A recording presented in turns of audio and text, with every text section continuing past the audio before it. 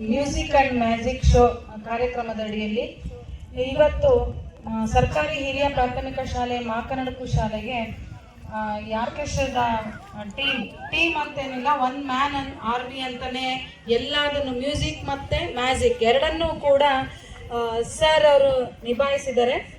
ಮೊದಲನೇದಾಗಿ ನಮ್ಮ ಮುದ್ದು ಮಕ್ಕಳ ಪರವಾಗಿ, ನಮ್ಮ ಶಾಲಾ ಸಿಬ್ಬಂದಿಯ ಪರವಾಗಿ, ಮಾಕನಡಕು ಸಮಸ್ತ ಗ್ರಾಮದ ಪರವಾಗಿ ನಾವು ಹೃತ್ಪೂರ್ವಕವಾದ ಧನ್ಯವಾದಗಳನ್ನು ಸಲ್ಲಿಸ್ತೇನೆ. ಈ ಮ್ಯೂಸಿಕ್ ಮತ್ತೆ ಮ್ಯಾಜಿಕ್ ಶೋ ನಿಮ್ಮೆಲ್ಲರಿಗೂ ಕೂಡ ತುಂಬ ಇಷ್ಟ ಆಯಿತು ಅಂತ ಅನ್ಕೊಂತೀನಿ. ಇಷ್ಟ ಆಯ್ತಾ?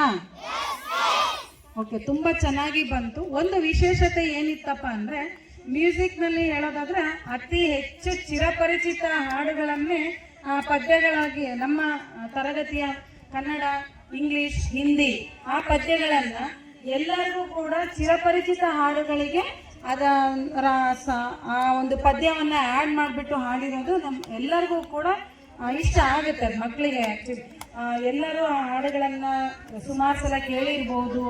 ಹಾಗಾಗಿ ಹೊಸ ರೀತಿ ಅಂತ ಏನು ಅನ್ನಿಸ್ಲೇ ಇಲ್ಲ. ನಮಗೂ ಒಂದು ನನಗೆ ಕೂತಾಗ ಅನಿಸಿದ್ದು, ನಾವು ಯಾಕೆ ಇದನ್ನು ಟ್ರೈ ಮಾಡಬಾರ್ದಾಗಿತ್ತು ಅಂತ ಅನಿಸ್ತು. ನಾವು ಹೇಳ್ಕೊಡ್ತೀವಿ, ಯೂಟ್ಯೂಬಲ್ಲಿ ಹುಡುಕ್ತೀವಿ, ಅದರಲ್ಲಿ ಹೆಂಗಿದೆಯೋ ಅದನ್ನು ಕೇಳ್ತೀವಿ, ಅಥವಾ ನಮಗೆ ಯಾವ ರೀತಿ ಬರುತ್ತೋ ಹಂಗೆ ಹೊಸದಾಗಿ ನಾವು ರಾಗ ಸಂಯೋಜನೆನ ಮಾಡಿ ನಿಮಗೆ ಹೇಳ್ಕೊಡ್ತೀವಿ. ಅದ್ರ ಬದಲು ಈಗ ಎಲ್ಲರಿಗೂ ಚಿರಪರಿಚಿತವಾಗಿರ್ತಕ್ಕಂಥ ಹಾಡನ್ನೇ ಬಳಸ್ಕೊಂಡು, ಆ ಟ್ಯೂನನ್ನು ಬಳಸ್ಕೊಂಡು ನಾವು ಹೇಳಿದಾಗ ನಿಮಗೆ ಇನ್ನೂ ಅದು ಶಾಶ್ವತವಾಗಿ ಉಳಿಯುತ್ತೆ ನಿಮ್ಮ ನೆನಪಲ್ಲಿ ಆ ಒಂದು ಕಲಿಕೆ ಅಂತಕ್ಕಂಥದ್ದು. ಗಣಿತ ವಿಷಯ ಮಧ್ಯೆಯಲ್ಲೂ ಕೂಡ ತುಂಬ ಚೆನ್ನಾಗಿ ಅವರು ಹಾಡಿನ ಸಂಯೋಜನೆಯಲ್ಲಿ ಹೇಳ್ಕೊಟ್ಟಿದ್ದು ತುಂಬ ಇಷ್ಟ ಅನ್ನಿಸ್ತು ಮಕ್ಕಳಿಗೆ. ಅದು ಇಷ್ಟ ಆಗುವ ರೀತಿಯಲ್ಲಿ.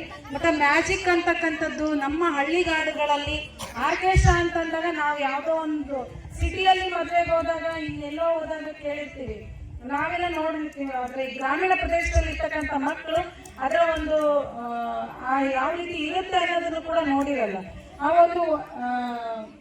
ಆ ಮಕ್ಕಳಿಗೆ ಪ್ರಾಯೋಗಿಕವಾಗಿ ಆರ್ಕೆಸ್ಟ್ರಾ ಮತ್ತು ಮ್ಯಾಜಿಕ್ ಅನ್ನ ನಮ್ಮಲ್ಲಿಯೇ ಬಂದು, ನಾವಿದ್ದಲ್ಲಿಯೇ ಬಂದು ನಡೆಸ್ಕೊಟ್ಟಿರ್ತಕ್ಕಂಥದ್ದು ಈ ಒಂದು ಕಾನ್ಸೆಪ್ಟ್ ತುಂಬ ಚೆನ್ನಾಗಿದೆ.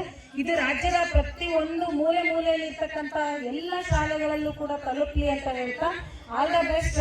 ನೀವು ಇದೇ ರೀತಿ ಮುಂದುವರಿಸಿ ನಮ್ಮ ಮಕ್ಕಳಿಗೆ ಪಠ್ಯ ಪೂರಕವಾಗಿರ್ತಕ್ಕಂಥ ಕಲಿಕೆಯನ್ನು ಶಾಶ್ವತವಾಗಿ ಉಳಿಸುವಲ್ಲಿ ನಿಮ್ಮ ಪಾತ್ರವೂ ಕೂಡ ಸರ್ಕಾರಿ ಶಾಲೆಗೆ ಇದೆ. ಸರ್ಕಾರಿ ಶಾಲೆಯನ್ನು ಎಲ್ಲರೂ ಸೇರಿ ಉಳಿಸೋಣ, ಬೆಳೆಸೋಣ ಅಂತ ಹೇಳ್ತಾ ಮತ್ತೊಮ್ಮೆ ತಮಗೆ ಹೃತ್ಪೂರ್ವಕವಾದ ಧನ್ಯವಾದಗಳನ್ನು ನಾನು ಈ ಮೂಲಕ ಸಲ್ಲಿಸ್ತೇನೆ. ಧನ್ಯವಾದಗಳು.